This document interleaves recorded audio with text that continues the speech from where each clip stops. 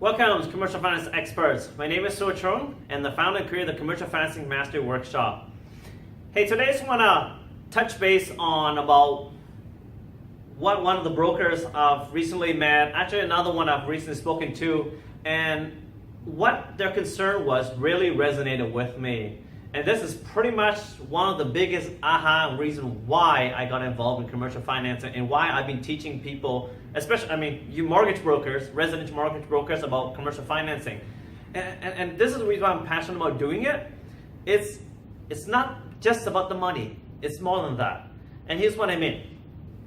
The reason why a lot of residential mortgage brokers do not get into commercial financing is the same reason why they should. Here's what I mean. When you get a commercial financing client, most residential brokers who don't want to basically ruin their reputation because they're good at residential files, but they don't know anything about commercial. So most often they say, just go back to your bank, or just go to, I hear CIBC, I hear RBC is doing well, without those kind of things. Maybe you should go talk to them, right? Now, the challenge is this. It's great that you're protecting your reputation by not trying to do something that you're not competent about and blow it up in your face, right? So, which is great. I understand. I get that. The challenge that I see is this. By doing this, you all of a sudden lost some value. Take a second back, okay? You may not agree with me, but let's consider this, okay? What do you mean by that? Well, you're seen as a financing expert in their eyes, okay? Because you've done the residential for them, you've done some private finance for them, maybe some lease equipment and all that stuff for them through one of the leasing company that are associated with your office or your brokerage, right? Here's the reason why you lost your value. You may not see this, you may not agree with what I'm saying, but I'm telling you, this is what the client's thinking. Oh, so he's not all that great. He's not a financing expert as that I thought he was, right? The client's not telling you this, but inside their head, that's what they're thinking. I guarantee you this, because throughout the years, I have the same conversation on the other side with the clients. I said, why did your broker refer you to me? And I just want to understand what exactly happened, what transpired, right? So it's great that you're referring business to me. I love it, and I help you out, and I also put you guys on a pedestal as a referring broker, and I'm part of your team, an extension of your team, right? So in a way, you don't lose points. You don't lose any brownie points with your client.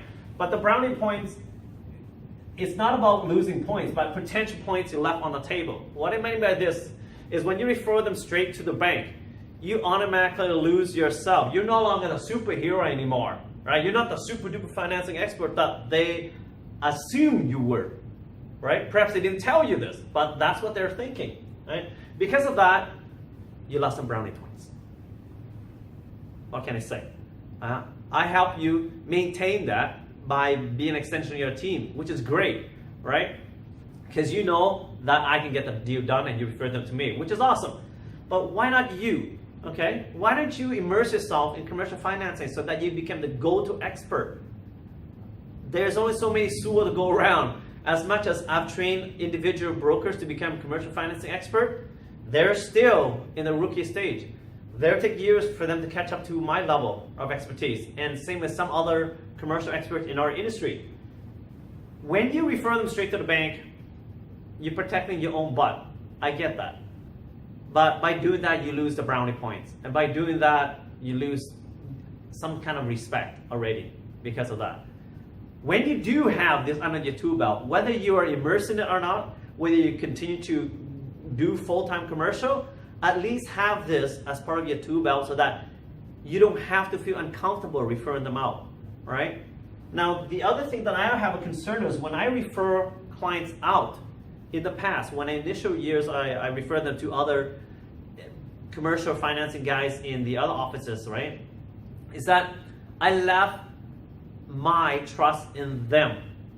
And hopefully they don't screw up. Because if they do screw up, that's going to affect my reputation. Because you know what? Even if your client were okay with it, settled with it, whatever the situation was, and they're fine with it, in the end, the result is this. They also lose some trust in you because you have that other person you refer out to them, right? And I don't know about you, but if somebody screws up and I get blamed for it, I'm not okay with that, right? But you should be because you're the one who referred them to the other person, right? So if I took on the client and if I was someone competent in commercial financing and if I screw up, hey, I'll take the blame, I'll own up to it. Everybody makes mistake, yes, but at least you can confidently say you did your best, and even though you screwed up, that was your own action, not somebody else's action, right? I'm okay with that. As adults, we're okay with that, right? So, my thing to you is this. Why are you referring them to the outside to the bank directly without we know who the hell that person in the bank is? You may have heard they're good at it. You may have heard rumors that they did it for some other people in your office, but how do you know? Right? How much of an effort is that advisor going to step forward to help your clients? Are they going to go full out? I don't know. When I was working at the major bank, if somebody referred me a business, I don't know that guy. I don't know who the broker is. I don't have any relationship with them. I just know them. All right? So there's no really added incentive for them to go the extra mile. That's what I'm trying to get across. If they're not going to go the extra mile, you are, I know you are, because as independent brokers, we're always trying to go the extra mile for our clients. We're always trying to over-deliver, under-promise and over-deliver. And that's always been my biggest thing. I always want to over-deliver and not all promise the sky at the beginning. Right? Their expectation, everything is good with me, and I put them in the right order. Right? Expectation and everything else set straight from day one. So that's the thing. I lose control. You lose control by referring them out to the bank, and who Lord knows what they're going to say about you, right?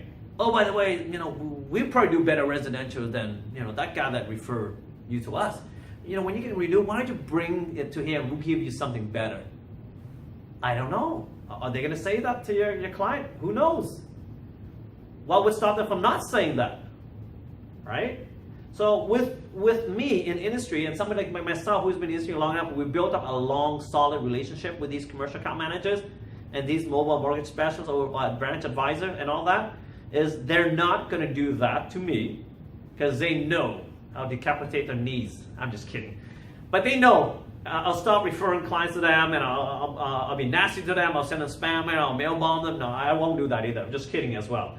It's just the thing is they know to do better. Stay in Sewell's good terms. You get fat, juicy deals that are fully done for, fully packaged, complete file, nothing's missing, nothing's handed by piecemeals like the clients are doing to you, right? They're happy to take my business. And they're not going to do anything to screw that relationship up. Because getting stuff from me is so much juicier than someone who's walking into the branch and giving them piecemeals, right? I know how it works. I know how things are supposed to operate, and I do everything for them. All they do is hand it into their underwriting department to get approval. It's done for them. So it's stupid for them to do anything to create any kind of discrepancy in relationship or hinder the relationship between me and that person. End of the day is this. Step up to the plate. I will show you through commercial financing how you can work less, make more money. I can almost guarantee you. Every of my students gone through this, they've made a ton of money with less effort. And if you want anything, I can give you a couple of names and you can talk to them as well by yourself. Anyhow, hopefully you learned something on this video today, and I hope to see you in one of my future workshops on commercialfinancingmastery.com. Check it out. If you have any questions, email me, like this. If you learned anything from this video, subscribe to the channel and you get all updates in the future automatically. Take care. Have yourself an awesome one. See you at the top.